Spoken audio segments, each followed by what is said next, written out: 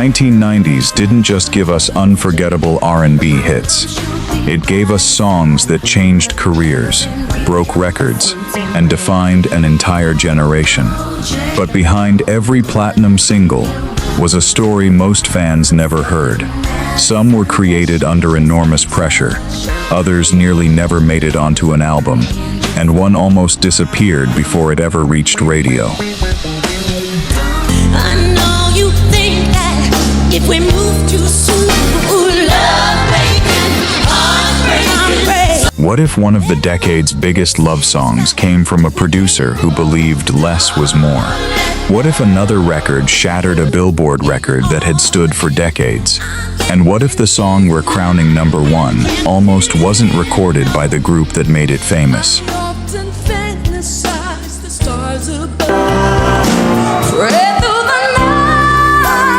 Welcome to RnB Blueprint. Today, we're counting down the 10 R&B soul songs that ruled the 1990s, uncovering the true stories behind the voices, the studios, the risks, and the moments that transformed these records into timeless classics. Let's begin.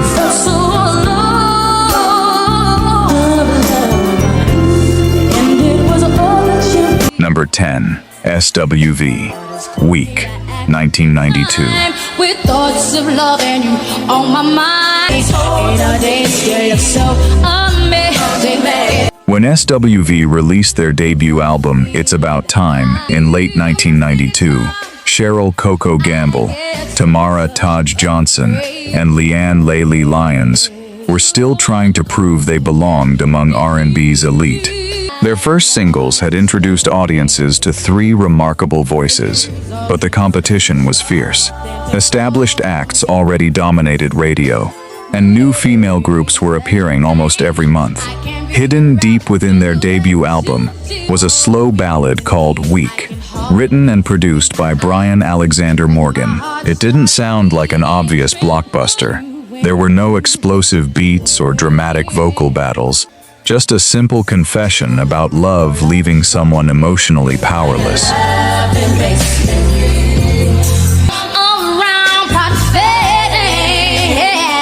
Brian Alexander Morgan believed the song's greatest strength would be its honesty. Instead of filling the recording with layers of instruments, he built the arrangement around soft keyboards, restrained percussion, and spacious production that allowed every lyric to breathe. Coco's lead vocal became the emotional center of the record, while Taj and Laylee wrapped the melody in warm harmonies that never competed for attention. Studio engineers later praised the trio's natural chemistry, noting how little correction was needed to capture the emotional balance Morgan envisioned. The goal wasn't technical perfection. It was making listeners feel as though they were hearing a private conversation between someone and their own heart.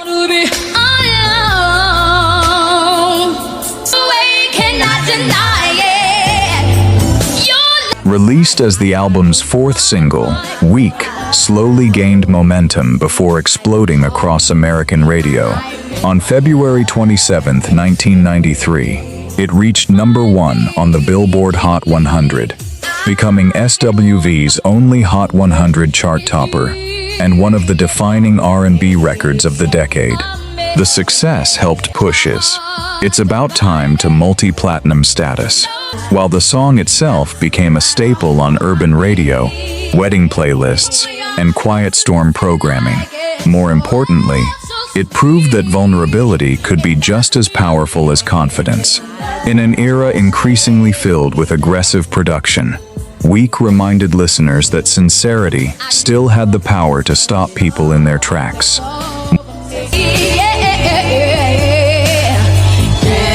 More than 30 years later, Weak remains one of the most beloved slow jams ever recorded. Its influence can still be heard in modern R&B artists who choose emotion over spectacle, and its timeless melody continues to introduce new generations to SWV's unmistakable harmonies. What began as an understated ballad became the signature song of one of the decade's greatest vocal groups. But while SWV captured the world through quiet vulnerability, the next record on our countdown was impossible to ignore. It came from four young men whose harmonies would rewrite Billboard history and turn a movie soundtrack into a global phenomenon. That's coming up next, as Boyz II Men take us to the end of the road.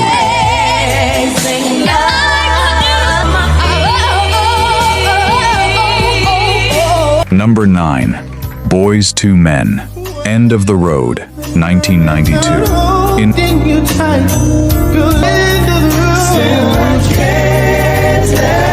1992, Boyz II Men were already making waves with their debut album Coolie High Harmony, but they were still searching for the one song that would define their legacy. Nathan Morris, Wanya Morris, Sean Stockman, and Michael McCary had earned respect for their rich harmonies, yet the music industry was crowded with talented vocal groups, all chasing the same dream. Then came an unexpected opportunity. Producers Babyface, L.A. Reid, and Daryl Simmons were putting together the soundtrack for Eddie Murphy's new film Boomerang. They needed a powerful love ballad that could carry the emotional weight of the movie's ending. Boyz II Men were handed the assignment, but no one involved imagined they were about to record one of the biggest songs in Billboard history. Inside the studio, Babyface insisted on keeping the production elegant and uncluttered. A soft piano, gentle strings, and subtle percussion created the perfect foundation for the group's greatest strength, their harmonies. Wanya Morris poured raw emotion into the lead vocal, while Nathan, Sean, and Michael built layer upon layer of harmonies that sounded almost effortless. Every note was carefully shaped to tell the story of a relationship coming to an end without drifting into melodrama. The producers understood that heartbreak didn't need to be loud. Sometimes, the quiet moments leave the deepest scars.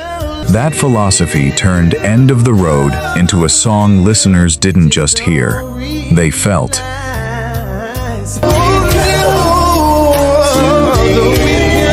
Released on June 30th, 1992, the single became an unstoppable force.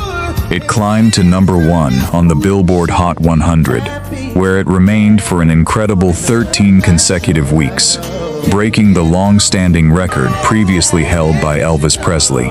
It also reached the top of the Hot R&B Singles chart, won Grammy Awards for Best R&B Song and Best R&B Performance by a duo or group with vocal, and helped make the Boomerang soundtrack a commercial triumph. Radio stations couldn't stop playing it, and audiences couldn't stop requesting it. The song transformed Boyz II Men from rising stars into international icons almost overnight, proving that four voices and a timeless melody could still dominate an industry rapidly changing around them. This is so much pain, baby, because you just won't come back to me. Wait. More than 3 decades later, End of the Road remains one of the greatest R&B ballads ever recorded. It set a new standard for vocal groups, inspired countless artists who followed, and demonstrated that emotional honesty could outperform musical trends. Even today, the song continues to appear at weddings, concerts, television specials, and celebrations around the world, reminding listeners why it became a defining soundtrack of the 1990s. But while Boyz II Men conquered the world through flawless harmonies and heartbreak, the next artist on our countdown rewrote the rules of R&B altogether. You just can't understand how much I love you, do you? Just come back to me. Number 8. Mary J. Blige, Real Love, 1992.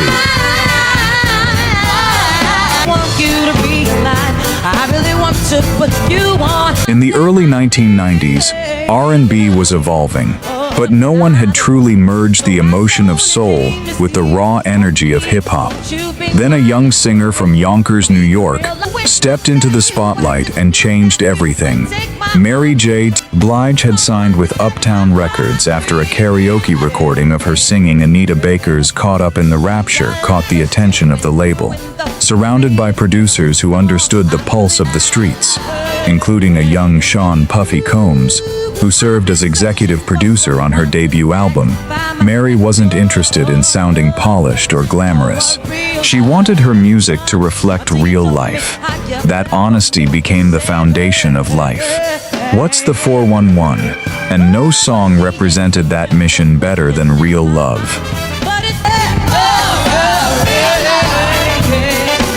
The creation of Real Love was as groundbreaking as the artist herself. Produced by Mark Morales and Mark Rooney, the record cleverly sampled Audio 2's hip-hop classic Top Billin', blending rugged drum patterns with smooth R&B melodies in a way mainstream audiences had rarely heard before. At the time, many executives believed hip-hop belonged in one lane and R&B in another, but Mary ignored those unwritten rules. Her vocal wasn't overly dramatic or technically flashy. It sounded lived in, emotional, and believable.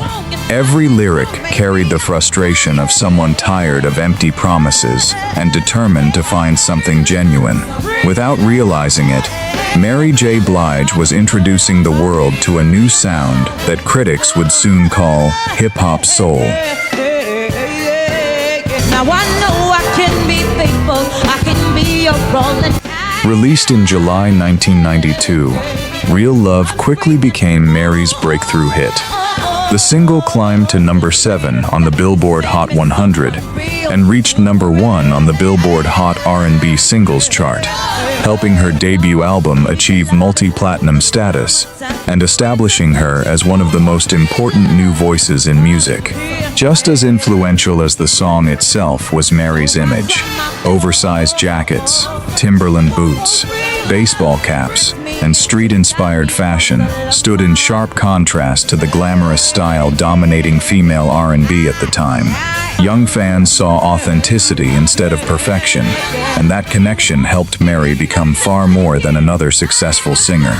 She became the voice of a generation that wanted honesty as much as great music.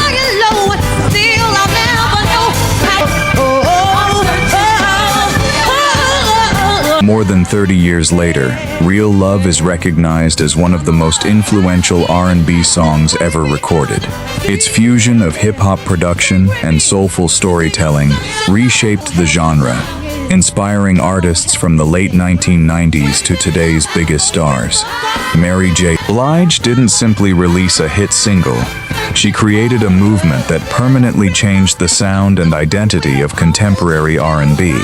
But while Mary revolutionized the genre by bringing the streets into soul music, the next group on our countdown proved that elegance, flawless harmonies, and powerful songwriting could still dominate the charts. Coming up next, To put you on, I've been searching for someone to set up for me. You said I'm not the one, so I slowly. number 7, En Vogue, Don't Let Go, Love, 1996. There'll be some love. What's it gonna be? By 1996, En Vogue had already established themselves as one of the most accomplished female vocal groups in modern R&B. Hits like Hold On, My Lovin', You're Never Gonna Get It, and Free Your Mind had showcased their remarkable harmonies and versatility. But the music landscape was changing fast. Hip-hop was influencing every corner of R&B, and younger groups were emerging with a fresh sound. The pressure was on to prove En Vogue could evolve without losing the vocal excellence that made them famous. That opportunity arrived when producers began assembling the soundtrack for the crime drama Set It Off. They needed a song that captured love, desperation, and emotional tension all at once. En Vogue answered with a performance that would become the biggest hit of their career. The song was written by Andrea Martin and Ivan Matias, while legendary production team Organized Noise, already known for their groundbreaking work with Outkast and TLC, crafted a darker, more cinematic sound than anything En Vogue had recorded before.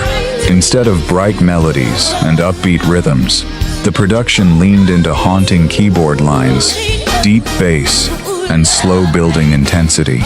In the studio, Terry Ellis, Cindy Herron, Dawn Robinson, and Maxine Jones approached the vocals almost like actors delivering dialogue. Every harmony was carefully layered to heighten the emotion, allowing each voice to contribute without overshadowing the others. The result was a record that sounded both elegant and urgent, perfectly matching the emotional weight of the film while standing confidently on its own.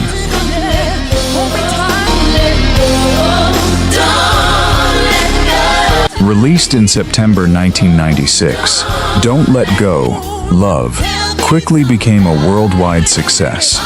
The song climbed to number 2 on the Billboard Hot 100, reached number 1 on the Hot R&B Singles chart, and became the highest charting single of En Vogue's career. It earned a Grammy nomination for Best R&B Performance by a Duo or Group with Vocal, while the Set It Off soundtrack went on to achieve multi-platinum success. The accompanying music video dominated MTV and BET, and the song became a favorite on both pop and R&B radio. Ironically, this career-defining triumph also marked the end of an era. Within months of its release, Dawn Robinson would leave the group following contract disputes, making Don't Let Go, Love the final major hit featuring En Vogue's original lineup.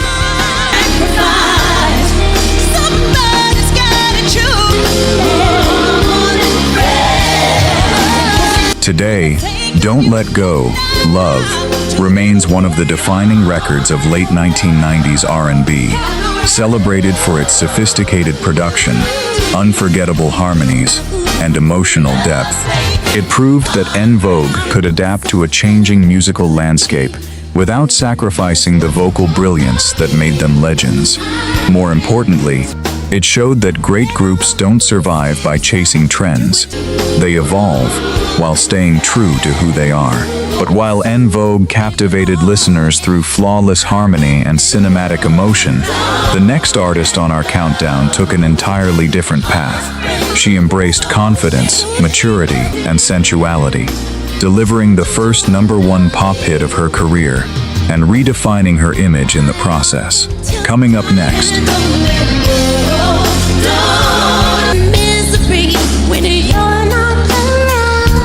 Number 6.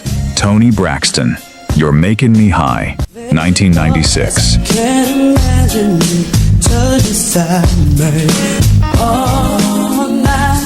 By the mid-1990s, Toni Braxton had already become one of R&B's most recognizable voices. Her self-titled debut album had produced a string of emotional ballads, earned multiple Grammy Awards, and sold millions of copies worldwide. But success brought an unexpected challenge. Fans had grown accustomed to hearing Toni sing about heartbreak, and her record label knew that formula worked. Toni, however, wanted to show another side of herself. She was determined to prove she could deliver music that was confident, seductive, and contemporary without losing the soulful voice that made her famous. That determination led her back into the studio with producer Babyface, where they began shaping what would become one of the boldest records of her career.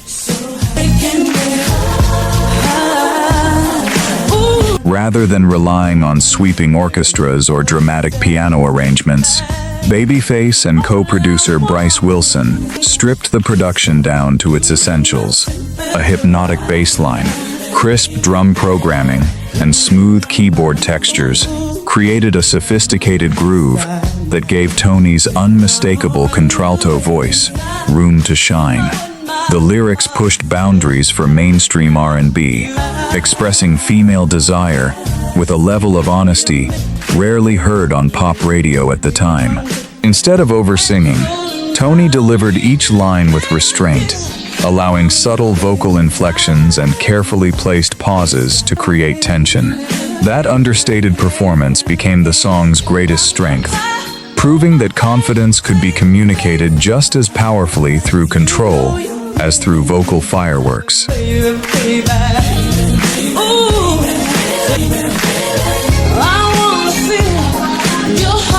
Released in May 1996 as the lead single from her second album, Secrets, You're Makin' Me High, became Toni Braxton's first #1 hit on the Billboard Hot 100, while also reaching #1 on the Hot R&B Singles chart. The success of the single helped drive Secrets to more than 8 million copies sold worldwide, making it one of the defining R&B albums of the decade. The music video, featuring Toni and her friends imagining their ideal romantic partners during a board game, became a favorite on MTV and BET, reinforcing her transformation from heartbreak balladeer to confident modern superstar. Critics praised both the song's mature production and Toni's ability to reinvent herself without abandoning her signature sound.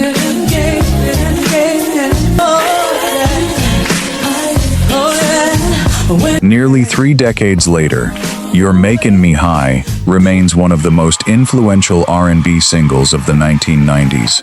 It opened new creative doors for female artists, proving that sensuality, elegance, and vocal sophistication could exist in the same record without compromise. The song marked a turning point in Toni Braxton's career, elevating her from an award-winning singer to one of the defining voices of an entire era. But while Toni captivated audiences through quiet confidence, the next song on our countdown reminded listeners that sometimes the most unforgettable love songs are the simplest. Built around 2 voices in perfect harmony, it became one of the decade's greatest slow jams and reaffirmed why its creator was already considered an R&B legend. Coming up next,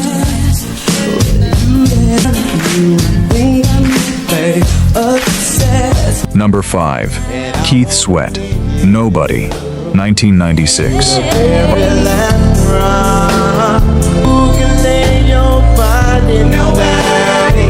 By 1996, Keith Sweat had already secured his place as one of R&B's most influential voices. Ever Since I Want Her helped launch the New Jack Swing movement in the late 1980s. He'd built a reputation for smooth vocals, heartfelt lyrics, and songs that spoke directly to lovers. But the R&B landscape was changing. Younger artists were dominating the charts, and many wondered if Keith's biggest days were behind him.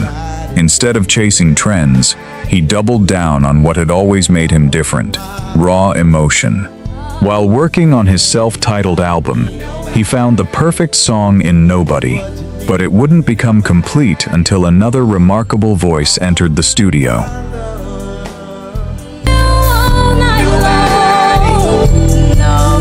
That voice belonged to Athena Cage, the lead singer of the R&B trio Kut Klose. Her soaring vocals gave the record a fresh emotional balance, transforming it from a solo performance into a heartfelt conversation between 2 people deeply in love. The production remained intentionally understated, built around warm keyboards, soft percussion, and a slow, hypnotic groove that left plenty of space for both singers to shine. Keith's signature whisper-like delivery contrasted beautifully with Athena's powerful, crystal-clear tone, creating a chemistry that felt genuine rather than rehearsed.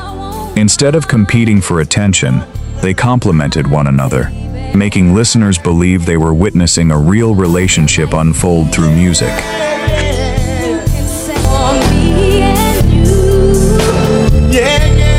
Released in June 1996, Nobody quickly became one of the year's biggest R&B records.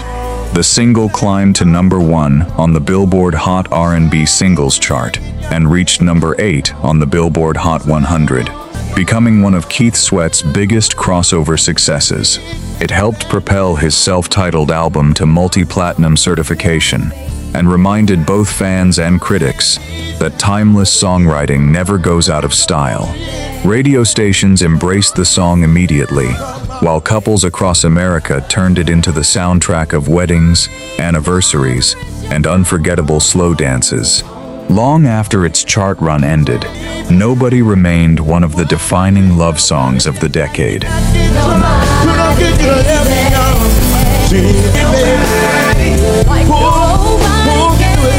Nearly 30 years later, Nobody continues to represent everything that made 1990s R&B unforgettable.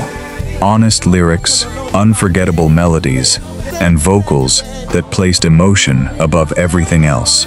The song reaffirmed Keith Sweat's status as one of the genre's greatest storytellers while introducing millions of listeners to Athena Cage's remarkable talent. More importantly, it proved that genuine chemistry could never be manufactured. It had to be felt. But while Nobody celebrated finding lasting love, the next artist on our countdown was about to introduce herself to the world with a debut single so extraordinary that it instantly changed the standards of modern singing. Coming up next,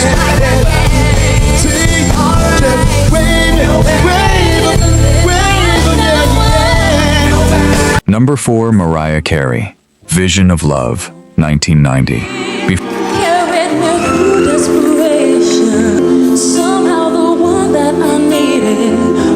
Before the Grammys, before the record-breaking albums, and before becoming one of the best-selling artists in music history, Mariah Carey was an unknown singer living in New York with one dream and a demo tape. She spent years writing songs with musician Ben Margulies, recording in a modest home studio while working odd jobs to support herself. Then, at an industry party in 1988, singer Brenda K. Starr handed Mariah's demo cassette to Columbia Records president Tommy Mottola. As the story has been told by Mottola himself, he played the tape while leaving the event, was so captivated by what he heard that he immediately tried to find her, but she'd already gone. Within days, Columbia launched a search to sign the mysterious young vocalist. The first song on that tape, the one that stopped one of the industry's most powerful executives in his tracks, was Vision of Love. Once Mariah entered the studio with producer Rhett Lawrence, there was one goal: protect the emotion that made the demo so unforgettable. Co-written by Mariah and Ben Margulies, the song blended gospel, soul, and contemporary pop into a sound that felt completely new. But what truly stunned everyone was Mariah's voice. Her effortless transitions between chest voice, soaring belts, and whistle register weren't there to show off. They served the emotion of the lyrics. Engineers later recalled that many of her breathtaking vocal runs were captured in complete takes, leaving the control room in stunned silence. Long before the world called her one of the greatest vocalists of all time, the people making this record already knew they were witnessing something extraordinary.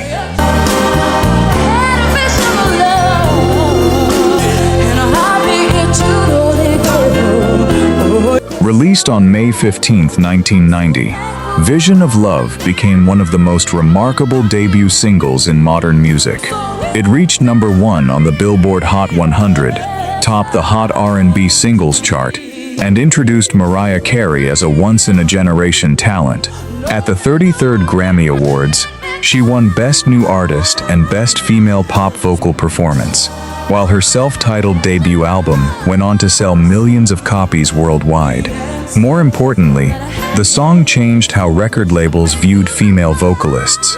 Suddenly, technical brilliance, songwriting ability, and commercial appeal no longer had to exist separately. Mariah proved an artist could possess all three. That you turned out to somehow the one that I needed. More than 3 decades later, Vision of Love is still regarded as one of the greatest debut singles ever released. Artists including Beyoncé, Kelly Clarkson, Christina Aguilera, Ariana Grande, and countless others have credited Mariah's vocal style as a defining influence on their own careers. Music historians often describe the song as a turning point that reshaped contemporary R&B and pop singing for an entire generation. Mariah Carey didn't simply arrive, she raised the standard by which future vocalists would be judged. But while Vision of Love introduced the world to an extraordinary new voice, the next song on our countdown transformed an already legendary singer into a global phenomenon, delivering one of the most unforgettable vocal performances ever recorded. Coming up next,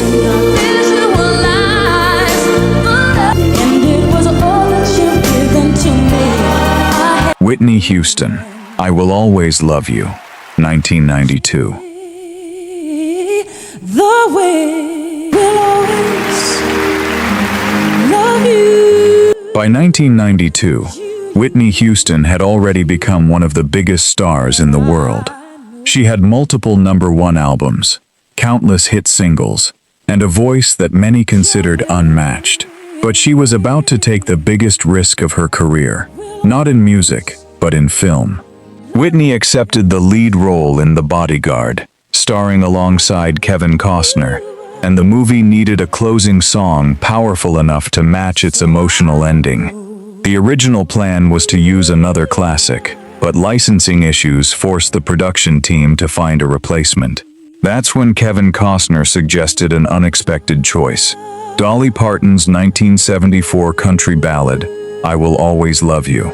Some executives questioned whether a country song could work for an R&B superstar, but Whitney immediately saw something deeper. She didn't want to copy the original. She wanted to reinterpret it in a way only she could.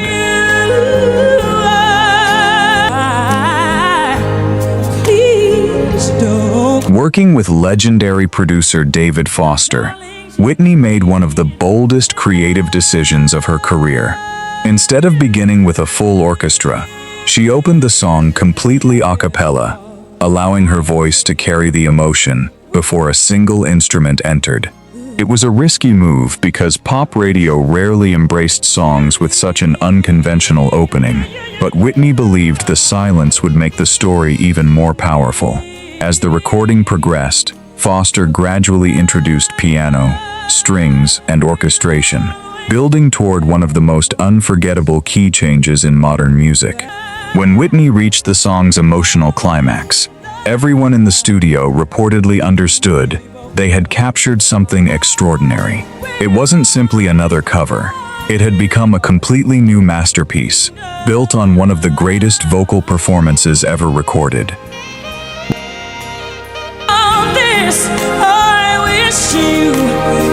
Released on November 3, 1992, I Will Always Love You became an international phenomenon. The single spent 14 consecutive weeks at #1 on the Billboard Hot 100, breaking the record for the longest-running #1 by a solo artist at the time.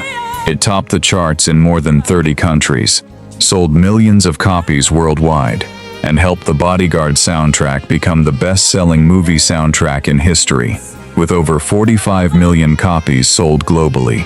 The song also earned Grammy Awards for Record of the Year and Best Female Pop Vocal Performance, while Whitney's version introduced Dolly Parton's classic to an entirely new generation.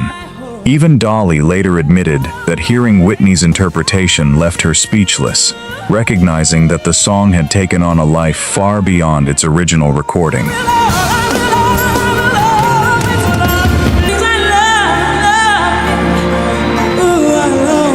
Today, I Will Always Love You stands as one of the greatest recordings in the history of popular music. Its opening a cappella phrase is instantly recognizable across generations, and its emotional impact continues to inspire singers, producers, and audiences around the world. Whitney Houston didn't just perform a song. She transformed it into a cultural landmark that forever changed the standards of vocal performance. Yet, despite its incredible success, it still falls just short of our #1 spot. Because the next two songs didn't simply dominate the charts, they reshaped the sound of R&B itself. Coming up next. #2, TLC, Waterfalls, 1995.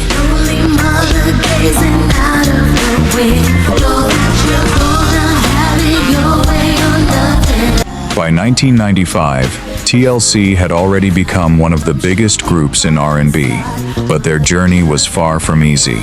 Chion T-Boz Watkins, Rosanda Chili Thomas, and Lisa Left Eye Lopes had faced financial struggles, industry battles, and personal hardships even as their fame exploded.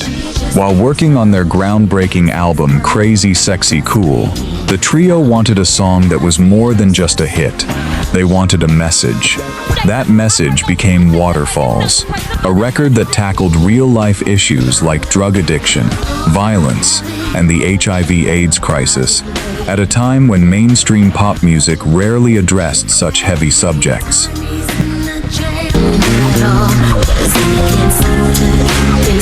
The song was written by Marques Etheridge and Organized Noise, with TLC helping shape its emotional delivery. In the studio, the group approached the vocals with unusual restraint, allowing the lyrics to carry the weight of the story. T-Boz's distinctive husky voice gave the verses a sense of realism. Chili's harmonies added warmth, and Left Eye's rap verse brought urgency and personal reflection.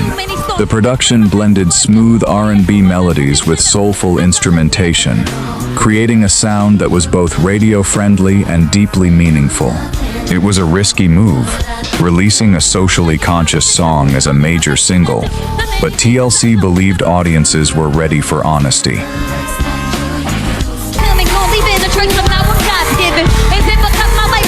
Released in May 1995, Waterfalls became one of the biggest songs of the decade.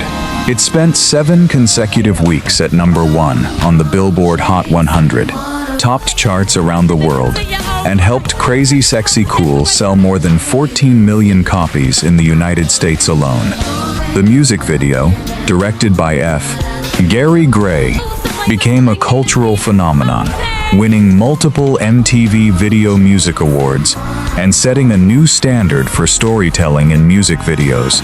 More importantly, the song opened conversations about issues many artists were afraid to discuss publicly, proving that R&B could entertain while also challenging listeners to think.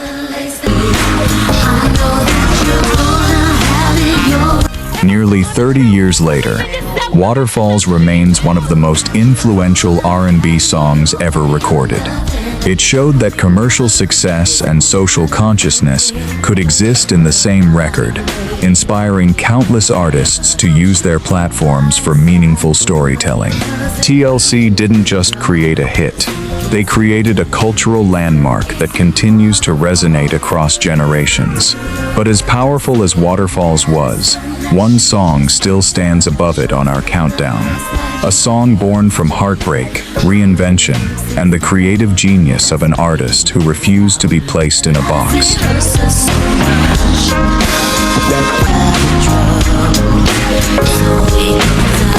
#1. Janet Jackson, That's the Way Love Goes, 1993.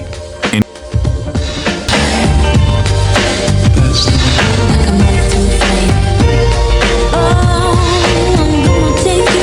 1993, Janet Jackson was already a global superstar, but she was also standing at a turning point in her career.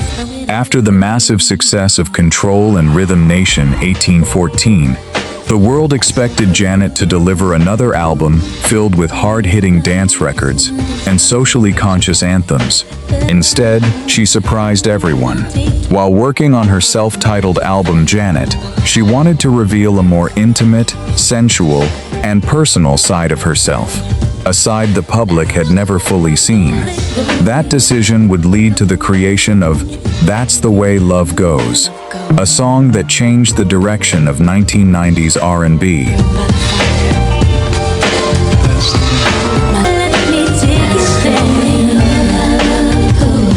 The track was produced by the legendary duo Jimmy Jam and Terry Lewis, who had worked with Janet for years.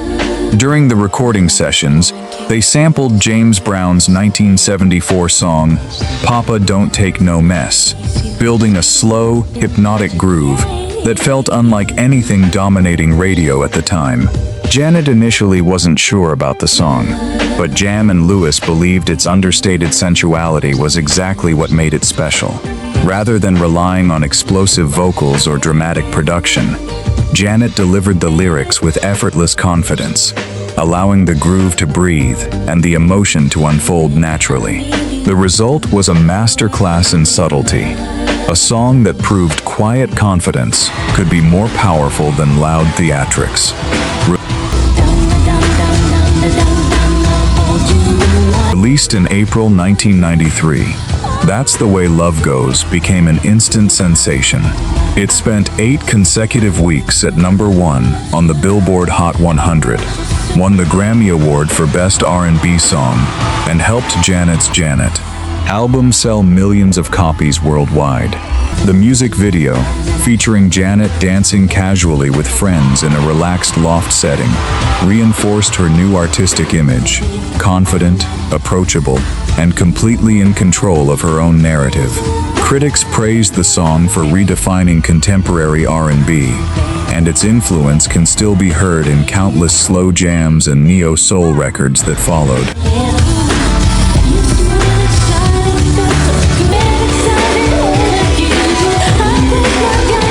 More than 30 years later, That's the Way Love Goes remains one of the greatest R&B songs ever recorded.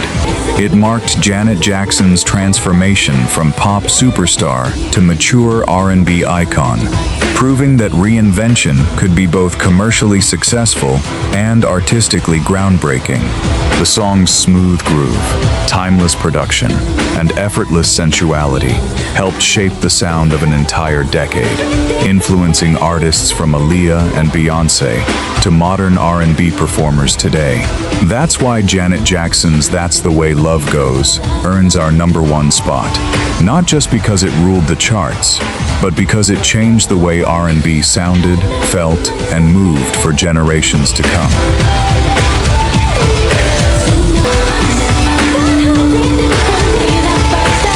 And that brings us to the end of this journey through the 10 R&B soul songs that ruled the 1990s.